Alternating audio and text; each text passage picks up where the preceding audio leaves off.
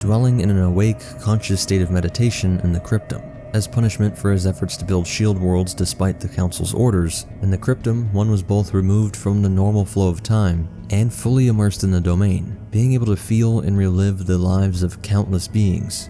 As he grew in his understanding, one of the most important humans in the history of this species would be born. Around 97,000 BCE, Chakas would be in East Africa near the land where the two great rivers met. From his earliest days, Chakas bore the mark of the librarian's Gaius, in her mission to reunite with her beloved, the Didact.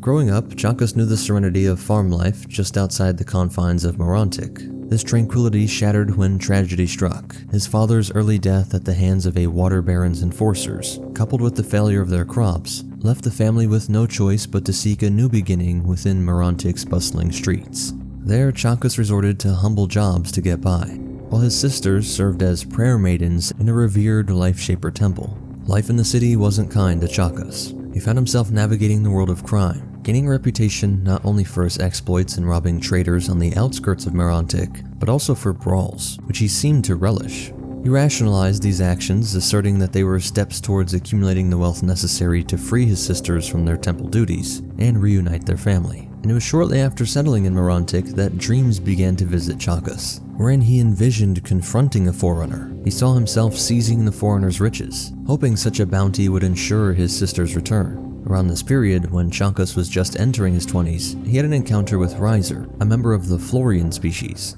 Riser's proposition was simple: stay out of trouble, and in return, he'd offer Chakas employment and guidance, having been drawn to him by a vision in his dream. The young man saw the merit of Riser's words and heeded the advice. The partnership was mutually beneficial. While Riser directed Chakas to honest labor opportunities, Chakas ensured the safety of Riser's kin, who in gratitude supplied food to Chakas' family.